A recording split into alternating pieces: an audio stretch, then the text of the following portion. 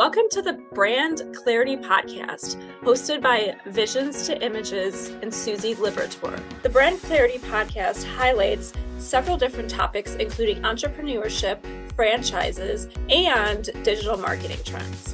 Visions to Images helps corporations and franchises with their branding, website, paid advertising, and digital marketing.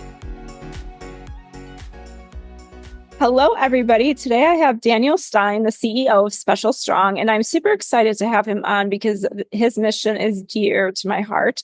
I love seeing his stuff on LinkedIn. If you don't follow him, you totally should, first and foremost, because he just posts amazing videos. So welcome. Thanks for having me. I really appreciate it. So tell us kind of your backstory, because it's always interesting. I know it a little bit, how you got started and what Special Strong really is. Yeah, so this company was not my idea. I would never have thought of doing this. And I'll give you a quick backstory of how I got to where I am today. So I was diagnosed with a learning disability at the age of 4, and parents got me involved in sports and fitness and just fell in love with fitness. So started working out at a very young age. And I found that when I had that fitness outlet, my life just got better. I felt better. Even just socializing got easier for me. School became a little bit less challenging for me. And so I just loved everything about fitness. And so I worked out all throughout middle school, all throughout high school. And then in 2011, I started getting mentored by a man named Rob Moore at my church. And he was mentoring me for years. And I'll never forget it. It was November 11th, 2011. It was Veterans Day. And we were at Starbucks. Really easy to remember because 11, 11, 11, all 11s, right? Yeah. And he sat down with me and these were his exact words. And the reason I know this is because I wrote down in my journal, right after he said this, I wrote it down. And he said, Daniel, God gave me a vision. And in this vision, I saw you working with kids and adults that had disabilities.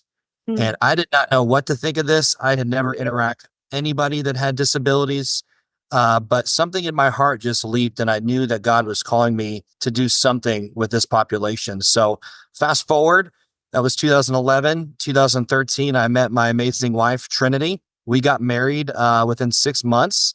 And then 3 years later, 2016, we started our first Special Strong here in North Dallas, Texas. And what we do is we provide adaptive fitness training to people who have mental, physical, cognitive challenges. And then in 2020, we franchised. And as of today, we have 10 locations and we're just getting started. I love hearing your story over and over again. It's so touching. And I think that there's a huge need, first and foremost, for those disabilities and special needs. I'm always looking for things that can help my son. And there's just not enough resources and tools, in my opinion. I know that there's one coming to my area, correct? So Akron is where is that close to you? Yeah. Okay. Yeah. So we do. Yeah. So I need to actually go check it out. Yeah. I'm excited to kind of see what it's all about. I mean, I see your photos and your videos and all that, but it's so different to go into an atmosphere and experience it and share all of the stuff. So I'm excited to kind of check that one out. What has been your biggest hurdle that you faced in this business? It doesn't even have to be franchise related, but just in the business as a whole. Yeah, I mean, I think that we've had a lot of hurdles. I mean, I think probably the biggest hurdle would just be finances. And so for us, we've bootstrapped everything for the last 8 years. And so everything that has built this business has come from our pockets or has come from income that we've generated from these businesses. Right. So bootstrapping it for 8 years was really challenging. You know, we're at a place now where we've been able to raise some capital, and that's been great. But we didn't do that for 8 years. We kept 100% of the pie, and everything was on us. And that was really challenging. I mean, there were so many times when we were in the red. We had to bring on debt. And I don't think there's anything wrong with bringing on debt if you have a plan to get out of debt. Sure. And debt is going to be used as leverage to build an asset. But in our case, there were many times when we were actually accumulating debt and we were just like, we don't know if this is going to work. Like we're bringing in more debt, but we don't know if there's going to be a payoff later. And I would really say it's just, the big thing for me that's kept me from not quitting and persevering is without a question, my faith. My faith has been the number one thing that has allowed me to continue persevering, even when it didn't make sense to do it. My faith is what has kept me going. Amazing. Yes, faith is important. Pray, pray, pray. He has a way, right?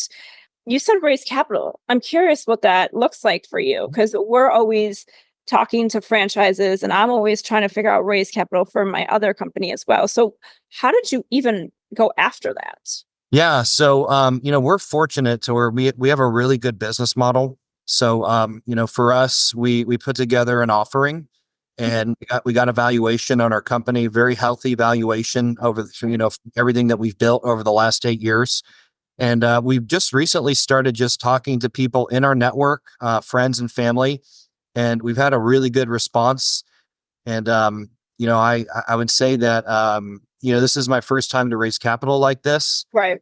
And there were certainly challenging aspects of it, but I was really surprised how fast we've been able to raise the capital. And I think one of the big reasons is because we have such an incredible offering. We are a blue ocean strategy concept. So there is, we're not competing with a lot of other brands that do the same thing.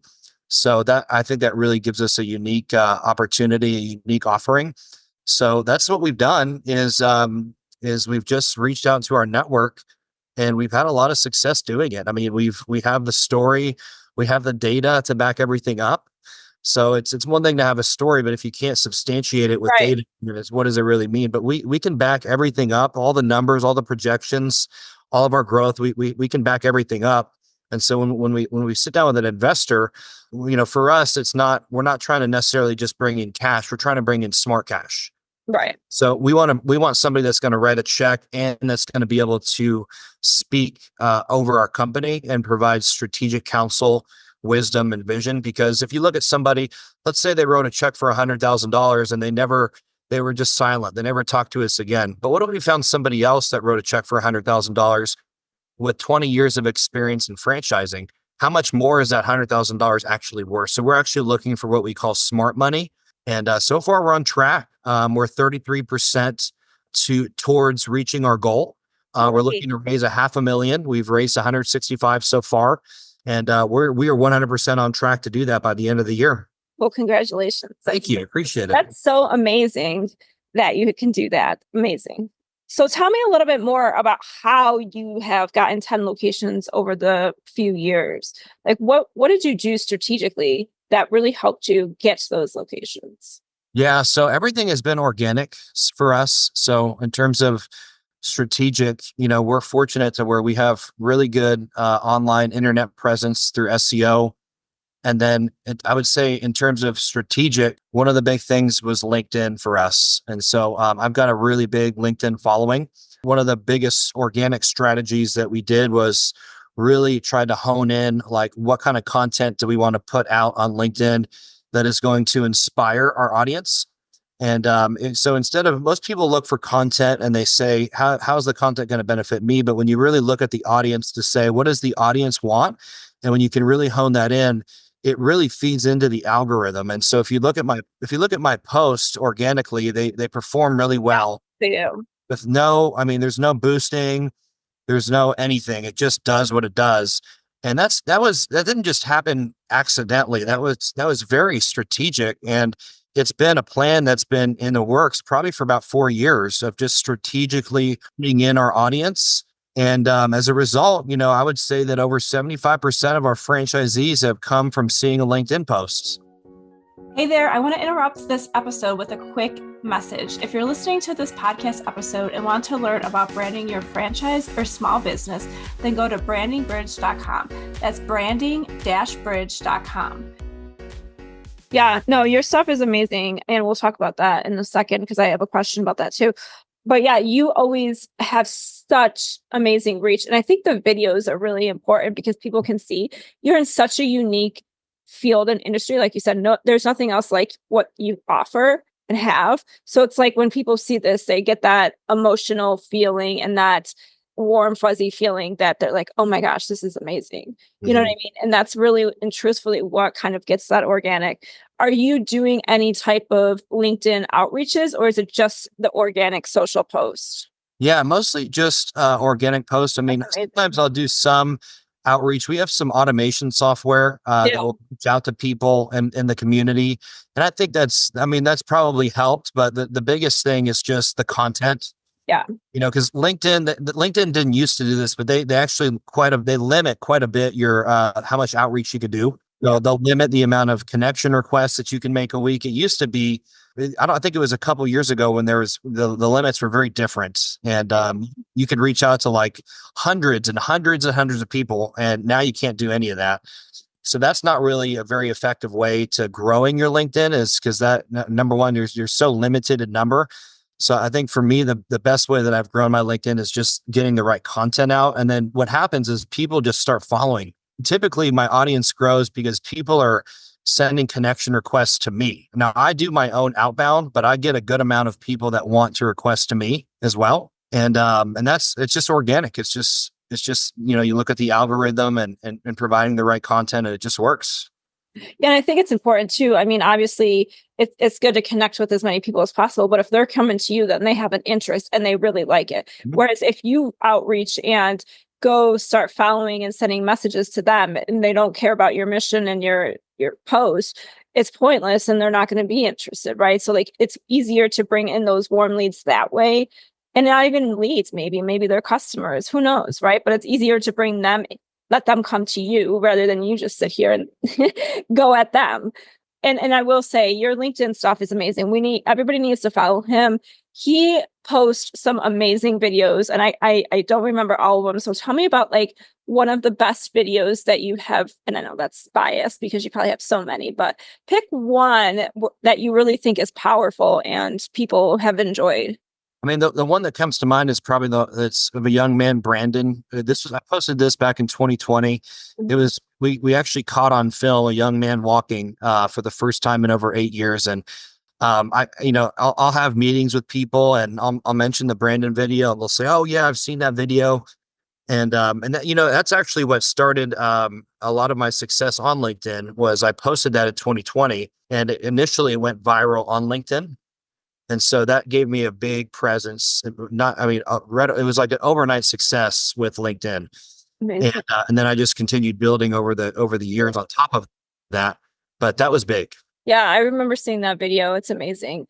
I mean, all your videos are just so, like I said, emotional, heartfelt, all of that. And people can really see the mission and brand behind it rather than just liking and commenting. You know what I mean? Like, it's really powerful.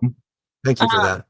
What's the biggest story that you feel has really been amazing for helping people? Not like your customers, your actual customers. I know you said Brandon, but like, what is the biggest one that really gets you warm and fuzzy? Brandon is one of them. I mean, I've got another one. We've got this on our YouTube channel. So, a young man with Down syndrome, Josh. And it's an interview between Josh and his mom. And his mom is doing the speaking about how she started with Special Strong. Her exact words were, "Special Strong gave me my son back." Oh. And then she just starts crying in the video. And then the young man with Down syndrome, he just looks over at his mom. He's obviously, he has Down syndrome, so he has a hard time understanding emotions, right? And he's just like, he's not understanding, like, why is my mom crying? Because he might not be able to articulate what she's saying. He just knows something's up. And it was a beautiful, beautiful moment. Probably, I've seen the video at least 20 times. And every time I see it, it's only a 2-minute video. And every time I see it, I get emotional. Yeah, I agree. Your videos are always so emotional. And I think that's kind of like what your brand is, right? I mean, it's seeing that. It's amazing. Yeah, absolutely. All right. One last question for you. So if you could give anybody any advice, whether it's for franchising or entrepreneurship, what would you give them? Yeah. So my advice would be, for anybody in entrepreneurship and franchising, is to define success for you. So a lot of people have this idea of what it looks like to be successful. And a lot of those ideas come from watching other franchisors, other people in the industry. And I think there's a big problem with that because it's not your definition for success. I think that everybody should have their own personal definition of success. And so if you look at mine, and if I'm doing this and nothing else is going right, I feel successful. And it's when I am being a good steward to the best of my ability with my time, treasures, and talents. So if I am doing that to the absolute best of my ability and I'm not selling any franchises, I feel like I'm successful because I'm doing my absolute best in all three of those areas. And I'm being good with my time. I'm being good with my treasures, my money, and then I'm being good with my abilities, my talents. So for me, that is really what success is. I think a lot of people measure success by if I get to a certain dollar figure or Yeah. if I get to 100 franchisees. And trust me, I want to make a lot of money Yeah. and I want a lot of franchisees, but I can't measure success on things that I can't necessarily control. Ooh. I can control, am I doing my absolute best with my time, treasure, and talents? And if I'm not, what am I going to do to fix it? Do I need to hire a coach? What do I need to do? And what area needs the most improvement? Am I being a good steward of my time? Is my time being spent in the right areas? Now, typically what I found is if I am doing those three things really well, success in other areas do follow. The money does follow. The franchisees do follow, but it's about getting first things first and getting things in the right order. If you ask most people, how do you define success? A lot of them can't answer the question because they've never thought about it. And to be honest with you, it was something that I never thought about until my coach asked me about 5 years ago in his office. I see a coach every twice a month for the last 7 years. And one day he sat down and said, Daniel, how do you define success? And I said, I don't know how I define success. And it was really challenging. And I think everybody needs to really define what success is. So that'd be my advice.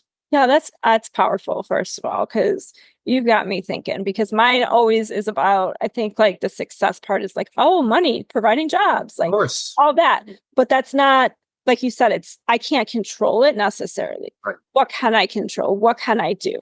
And now you got me thinking about what success really means for me. So now I have to go and like journal about this later, because it's a powerful question, right? Like everybody's success is different.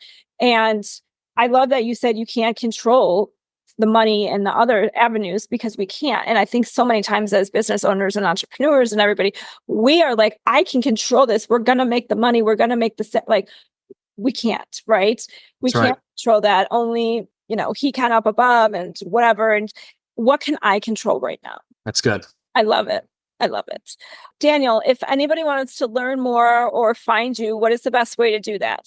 Yeah, our website, specialstrong.com, is the absolute best way. Okay. And then, of course, your LinkedIn page. Yes, LinkedIn, of course. Yes. If you got the best videos, and everybody needs to check them out. Thank you, everybody, for listening in on today's Brand Clarity episode with Susie Liberatore. 2 things. First and foremost, please, if you liked this episode, please subscribe and leave some positive reviews. Also, don't forget to sign up for Stop Sending Your Customers to the Competition and get my insider secrets to compelling branding that converts. You can find that at branding-bridge.com. It's a free workbook for you to check out right now, all of the branding techniques and strategies that I use for my paying clients.